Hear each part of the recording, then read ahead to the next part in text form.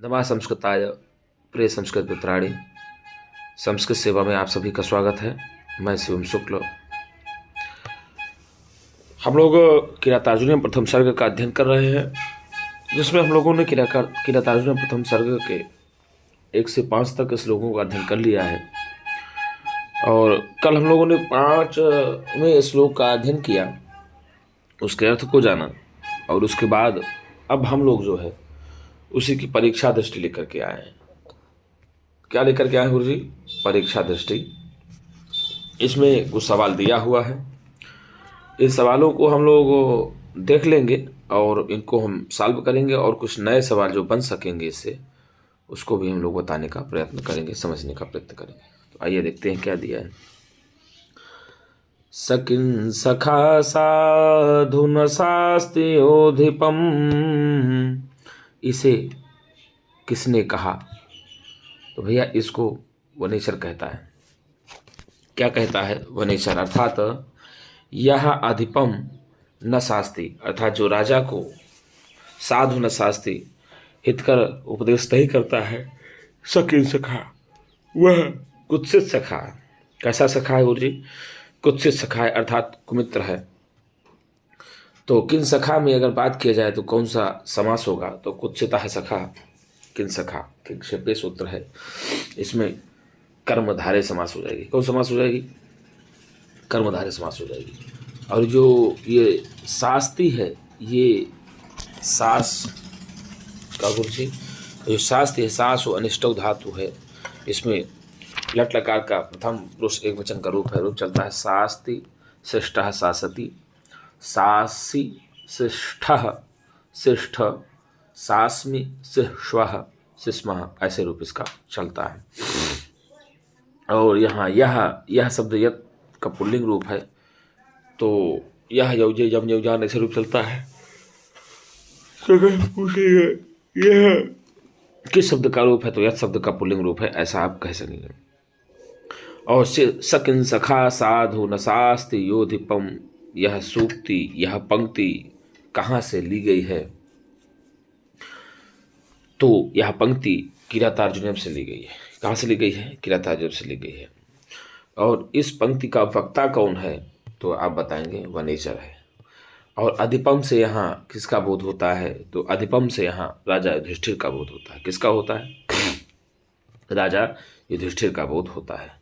शास्ति में लकार पुरुष और वचन है। देखिए दिया है ना, शास्ति में लकार पुरुष और वचन है। तो भैया शास्त्र में सास धातु है, अनुशिष्ट धातु है, लट लगाए, प्रथम पुरुष एक वचन है, रूप चलता है शास्ति शिष्टः शासति, सासी शिष्टः शिष्ठ, सास्मि शिष्वः शिष्मः, ऐसे रूप चलता है। आगे प्रश्न दिया कि राजा और मंत्री के अनुकूल रहने पर अनुराग करती है क्या? तो भैया सदा अनुकूले सुहि कुर्वते रतिम, क्या होता है? सदा अनुकूले सुहि कुर्वते रतिम, नृपेष्वमात्येषु च सर्वसंपदः। तो भैया सर्वसंपदः अनुकूलेषु नृपेषु अमात्येषु रतिम कुर्वते, जो संपत्तियां हैं, सारी संपत्तियां हैं, संपद की प्रत्यय लग करके ही रूप चलता है। संपद संपदो संपदा, बहुवचनांत रूप है। संपद शब्द का बहुवचन रूप है, तो संपद संपदो संपदा, संपद की प्रत्यय रूप चलता है जस में। तो जो सर्व संपत्तियां हैं वह राजाओं और आमात्यों के परस्पर अनुकूल रहने पर अनुराग करती हैं। कौन? सर्व संपत्तियां।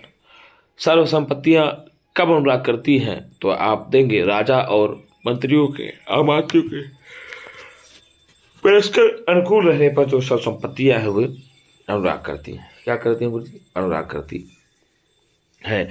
और पूछ लेगा कि निपेष्वमात्येषु च सर्व संपदा, यह पंक्ति कहाँ से ली गई है? तो आप बताएंगे यह पंक्ति जो है किरातार्जुनीय से ली गई है। और निपेष्वमात्येषु च सर्व संपदा, इस पंक्ति के वक्ता कौन है? तो गुरुजी भारवी है। कौन है गुरुजी? भारवी है, ऐसा आप बताओगे। शास्ति धातु द्विकर्मक धातु है। कैसी गुरुजी? द्विकर्मक धातु है। कैसी धातु है शास्ति? ये शास्ति क्रियापद है, ये द्विकर्मक धातु है। आपको बता दें सास और निष्ठव धातु से डट लकार चलता है। शास्त्र शिष्ट शासति प्रदाय, यह धातु अदादगणी है, परस्मयी पदी सेठ और द्विकर्मक उदित उकार इत संज्ञक, जिसका इस धातु की भी अभ्यस्त संज्ञा भी की जाती है। ठीक है, द्विकर्मक धातु है। कैसी धातु है? द्विकर्मक धातु है। आगे दिया कि सदानुकूलेषु हि कुर्वते रतिं नृपेष्वमात्येषु च सर्वसंपदः। यह किसके द्वारा कहा गया? तो वनेचर के द्वारा कहा गया। किसके द्वारा गुरुजी? वनेचर के द्वारा कहा गया है। वनेचर कैसा है? तो ब्रह्मचारी है। वनेचर का पर नाम क्या है? वर्णलिंगी है। और वनेचर ने कहाँ पर कहा है? तो द्वैत पर ने कहा है। वनेचर किससे कहता है? तो दृष्टि से कहता है। और कहा कहता है? तो एकांत में बुला करके युधिष्ठिर से ये सारी बात बोलता है। अर्थात सीधे कहा कि नृपेषु अमात्येषु, अर्थात राजाओं और अमात्यों के परस्पर अनुकूल रहने पर जो सारी संपत्तियां होती हैं वह सर्वदा रति करती हैं, अर्थात अनुराग करती हैं। या पूछ लेगा कि रति का क्या मतलब है? तो आप बताएंगे अनुराग करती हैं। कुर्वते में जो है कौन सा पुरुष कौन सा वचन है? तो आप बताएंगे कुर्वते में जो क्रि कर्मे धातु है, क्रि धातु से आत्मनेपदी है, प्रथम पुरुष बहुवचन है। रूप चलता है कुरुते, कुर्वाते, कुर्वते, कुरुषे, कुर्वाथे, कुरुध्वे, कुर्वे, कुर्वहे, कुर्महे, ऐसे रूप चलता है क्रि धातु का। और नृपेष्वमात्येषु में कौन सी संधि है? तो नृपेष्वमात्येषु में गुरुजी आप बताएंगे कि यण संधि है। नृपेषु धन अमात्येषु बन गया नृपेशमात्येषु, तो यण संधि होगा। ई को यण से सूत्र है और ऊ को वाह हो जाता है। क्या हो जाता है? ऊ को वाह हो जाता है। यण संधि में आप जानते हैं क्या होता है? ई ऊ री ली के बाद यदि असमान स्वर हो, क्या हो गुरुजी? यदि असमान स्वर होते हैं तो ई को या हो जाएगा, ऊ को वाह हो जाएगा, री को रा हो जाएगा और री को ला हो जाएगा। बस यही है गुरुजी, यही है। तो इकाह स्थाने यण से आदची, इक के स्थान पर यण हो जाता है। क्या हो जाता है? तो इक क्या है? तो ई ऊ री री ये इक है। और यण क्या है? तो या व रा ला ये सब यण है। तो वही इक अर्थात ई ऊ री री के बाद यदि कोई असमान स्वर आता है, स्वर आप जानते हैं जैसा कि व्याकरण शास्त्र में 9 हैं, आ ई ऊ री री ए ओ आई औ, ये 9 स्वर हैं। तो इन स्वरों में असमान स्वर यदि आता है एक प्रत्याहार वर्णों के बाद, तो इन्हीं ई ऊ री री के बाद स्थान पर क्रमशः या वराला आदेश हो जाता है। तो यहाँ सीधे आप यण संधि लगाएंगे नृपेष्वमात्येषु में। और सदा अनुकूलेश में कौन सी संधि है? तो आप बताएंगे दीर्घ संधि है। कौन सी संधि है? दीर्घ संधि है। अकः सवर्णी दीर्घा, अर्थात अक के बाद यदि सवर्णी अक आए तो उसको दीर्घ हो जाता है। अक यहाँ प्रत्याहार है, आ ई ऊ री री, ठीक है ना। तो इसके बाद यदि सवर्णी कोई भी आ ई ऊ री री आए तो आप उसको सवर्णी अक को दीर्घ कर देंगे, तो उत्तर आपका हो जाएगा दीर्घ संधि। कौन संधि हो जाएगी गुरुजी? दीर्घ संधि उत्तर आपका हो जाएगी। क्या होगी गुरुजी? दीर्घ संधि हो जाएगी।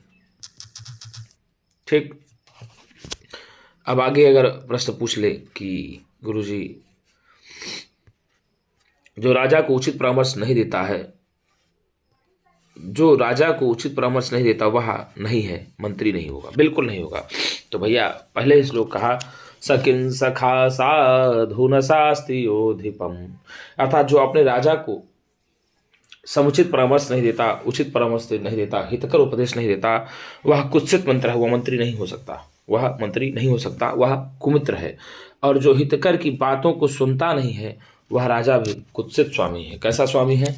कुत्सित स्वामी है, अर्थात वह अच्छा राजा नहीं है, क्योंकि उसमें उसके बारे में कहा गया है ना कि हितान्नयः संशृणुते सकिं प्रभु, अर्थात जो अपने हितैषियों से समुचित रूप से बातों को नहीं सुनता वह क्या, वह नहीं सुनता, वह नहीं है, वह राजा नहीं है। अर्थात जो अपने मंत्रियों की बातों को हितपूर्वक सुनता रहता है, बढ़िया भली भांति सुनता है, वह राजा राजा कहा जाएगा।